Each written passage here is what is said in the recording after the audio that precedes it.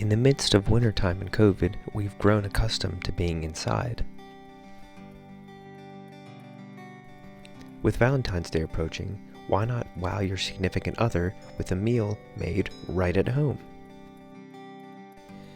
Why not start with this rare and unique French heritage chicken, the Labelle Patrimoine, found only at Whole Foods? Hi, my name's Jason Greathouse, and I've been in the restaurant industry for 16 years, and today I'm going to take you on a culinary adventure. So what are we doing right now? We're going to Whole Foods. So today we're going to be working with Labelle Patrimoine chicken, and we are going to do a Valentine's meal for two. It's going to be a roasted chicken with mashed potatoes and asparagus.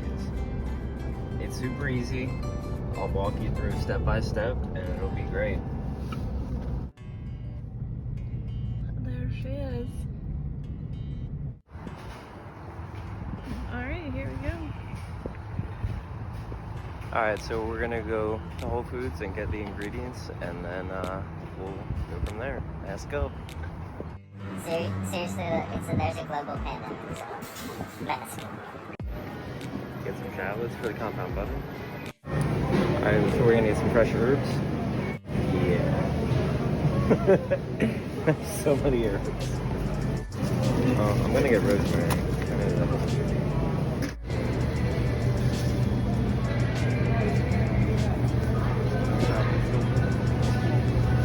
I'm acting like I'm stealing something.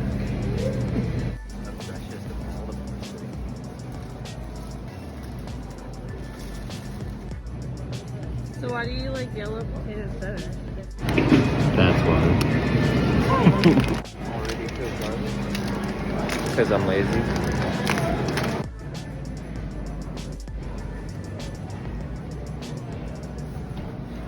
One unit of butter, and there's a maximum of 2 units of butter. So, alright, so we just got back from Whole Foods. Got the stuff here. Got the chicken. We'll take you through each thing step by step. First, we're gonna wash our hands and get our apron and stuff on. So, let's do it. And you can film me like if you want to get up close, like filming, like washing my hands and stuff.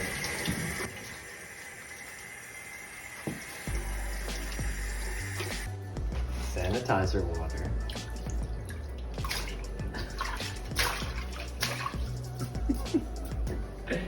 Okay.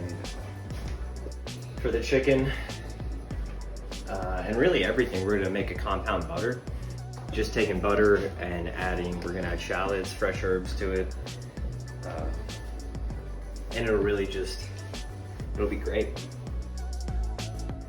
Then I'm gonna show you how to truss a chicken, tie it up with butcher's twine, and then we're just gonna roast it, which is very simple.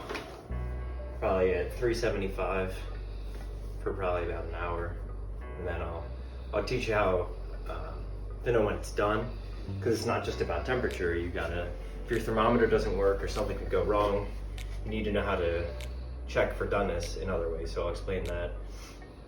And when the chicken started, then we'll get the mash started, and then we'll do the asparagus. So what I like to do beforehand is make a prep list of everything you need to do. So if you want to come back to it later, or you can kind of plan everything out so it's all done at the same time. We just got this chicken from Whole Foods because it's only sold at Whole Foods. So ideally we don't want to roast it from cold. We want to let it come up to room temperature. Let it come up to room temperature so it'll cook more evenly. And yeah, I've never worked with this before, so let's check it out. No antibiotics ever. Vegetarian diet. That color. Look at this color here. Wow. Pretty amazing. It's a chicken, all right. I believe it's a chicken. On here in the cavity. Oh, just a little extra fat. You can pull this out and discard it if you want. I like to just shove it in there for some extra flavor. See, the skin is pretty thin. Such an just unique chicken here. So we're gonna just loosen up the skin with our fingers, and then the butter will get stuffed in the skin. Just wanna make sure you open up the entire skin without tearing it off of the breast. There's a little.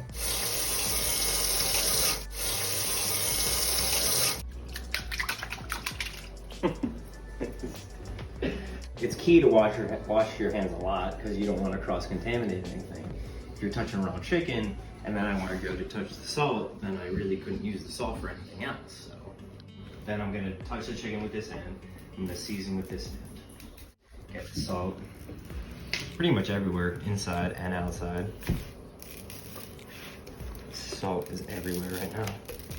We're just gonna leave it out at room temp for now. Let it come up, let the salt draw out some of the moisture, and it'll be great.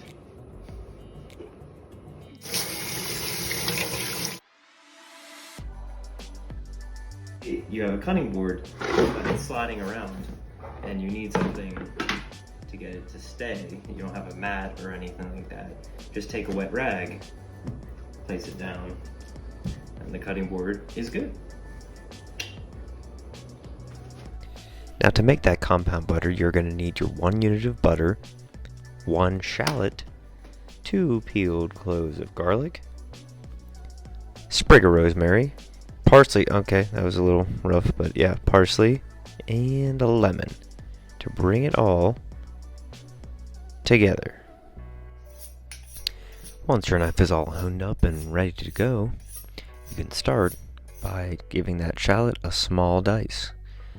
Cut some slits on the front, a couple slits on the side, and then it should all just fall apart in a small dice.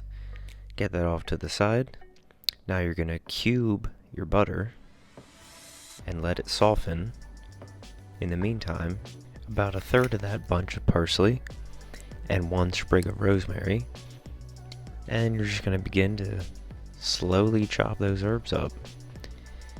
You have to go over it a few times, but eventually they'll get smaller and smaller, and that's really just what you want. That's just going to take time and practice, and you'll get it. And you can go over it a little finer if you want, but anyways, all that's going to go in there. Make sure you did all that entire unit of butter, not just 1 stick. Optionally, you can add in some red pepper flakes for a little kick, or if not, you can just go right to mincing the garlic. You can either smash the garlic and then chop it up, or you can slice it and then chop it even finer like I'm doing here. As long as it's minced, you're good to go. Now you're just going to begin to mash it all together. If your butter is nice and soft, then a fork will do the job just fine. Alright, so you eventually want the compound butter to start to mold together. We'll add lemon.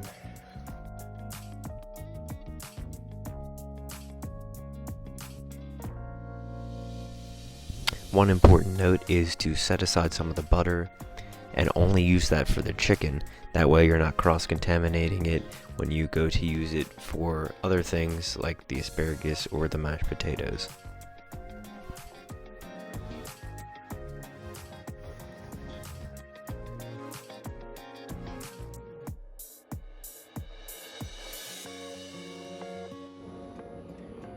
Okay, so we got twine about 3 times the size of the chicken. Now we're going to truss it. And why do you truss a chicken? Multiple reasons. We're going to, well, first we're going to bend this back. We truss the chicken so it all cooks evenly and the breast meat does not dry out. That most commonly is what dries out. So we're going to take it on the back. Get the wings, go up through the legs, loop around, get those legs together,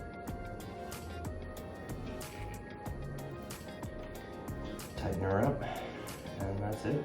It's very simple. There's plenty of different ways to truss a chicken, but this is the easiest way that I've found, and it keeps this meat all together, and it closes this cavity, so the breast meat will be a lot less likely to dry out. And then we can just cut the end of that.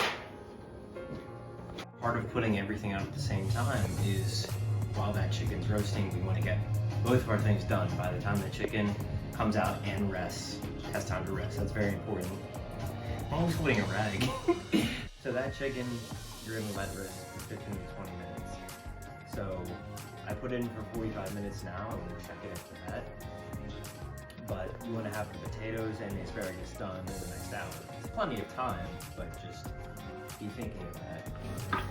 So if they're really small, just halve them like this. You could probably just get halved. You just want them to all be the same size relatively. Like this can get quartered. But you want everything to cook evenly. So just start with the potatoes. Always cold water. They cook evenly. You can sneeze it in a little bit. Don't over season it though. We'll do that at the end. I thought you said sneezing it. Yes, sneeze. Sneezer. Sneeze. Like salt and pepper. So you did say sneeze, Yes, sneeze. not seize. Sneezing. Sneezing. Sneezing it. I don't think that's really a thing. It is a thing. Did you sneeze in that? Yeah, it's a thing. So now what do we do? Well, the chicken still has 30 minutes left, and we'll check it. There's like 4 ways that you want to check for the meat to be done. One is obviously taking the temperature. You want it to reach an internal temperature of 165 on the thickest part of the meat. So the breast, and then around the dark meat, you'll take the thickest part of that too. Sometimes thermometers like malfunction, or they're just off. So you need to be able to do it other ways. So one is by touch. Feel it, and it'll spring back. Oh. All right, so we just rinsed off our asparagus. Now we are going to prep them for roasting. If I was serving this at a restaurant or something, I would do like 4 of these large spears, 4 or 5 of these. So now a lot of people always debate over how to actually trim asparagus. I tend to just take each end and just bend it, and then wherever it snaps is kind of where it naturally should be snapped. Obviously the color is a giveaway as well, but I just like it to naturally.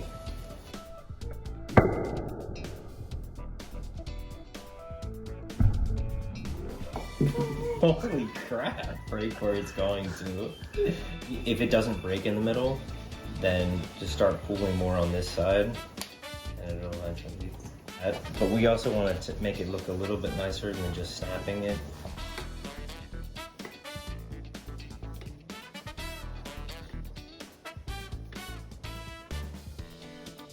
So you want the bottom to look like a spear as well?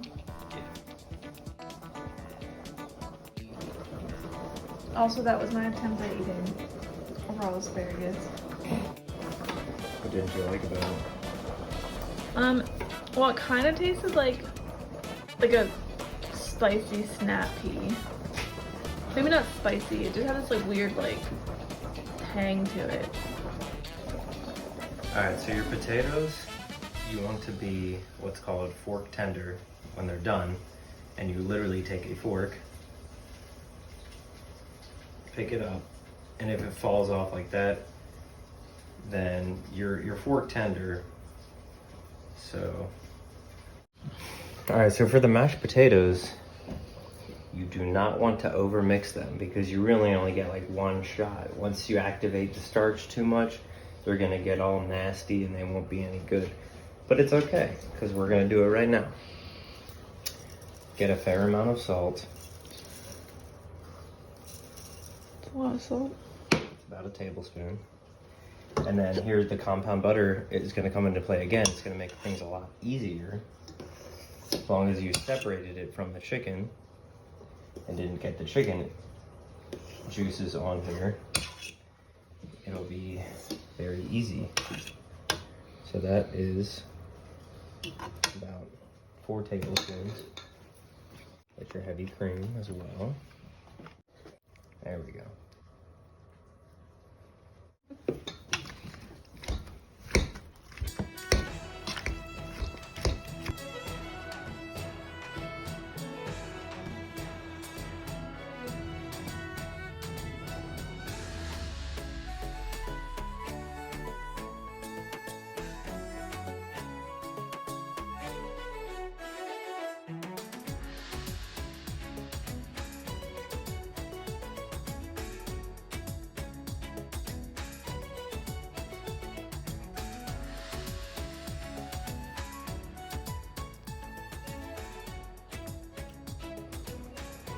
It has a pretty good balance. Yeah, shallots is definitely a different textural feel. So I feel like I must partake. oh yeah, sorry, I got you a spoon. I don't need to be in it. I think they're great. I'm also not a critic. Yeah.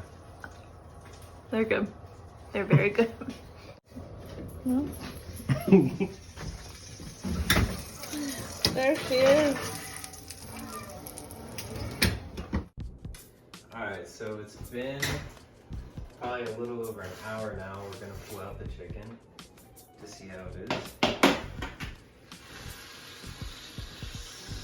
Smells good.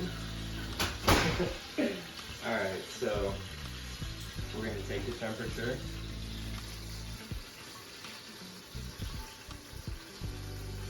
That looks good. Feels firm, yet it springs back. And the other two things that you, sorry. And the other two things that indicate the chicken is done are the colors. So the colors of the juices will be clear. I don't know if you can see that very well, but they're not pink. So that's what you want. And then the color of the meat, which we're gonna let it rest for about 15 minutes, and then we'll carve it, and then you'll see that it's done. Or else I suck. Okay. Alright, so we have our chicken. We're just gonna cut the twine right here. Undo all this stuff. This is the breastbone right here.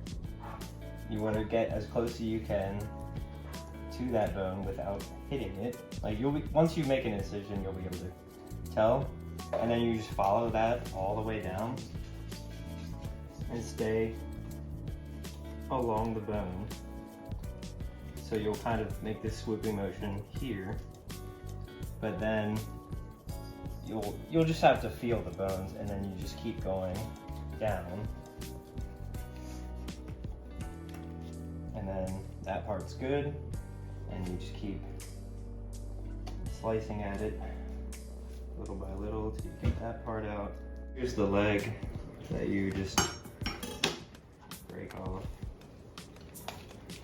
And then there's your half chicken. And we can just cut the skin here. And then usually you'll take this bone out. You'll have to get a little dirty, but that'll just twist out. And that's it. And then you just plate it. Yeah. And the asparagus look like they're good.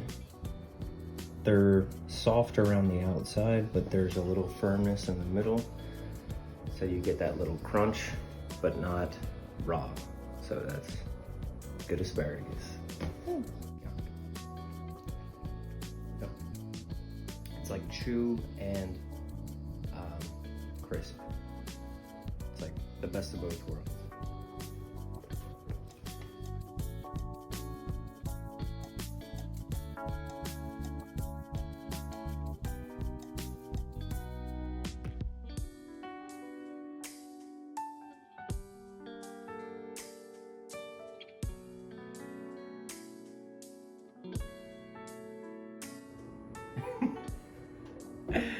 Alright, so that's it, guys. I show you how to make everything. There's the plate. Thank you Whole Foods, thank you Charles Brothers Inc., Mike Charles for this opportunity. And for everyone watching, thank you. No. Thank you.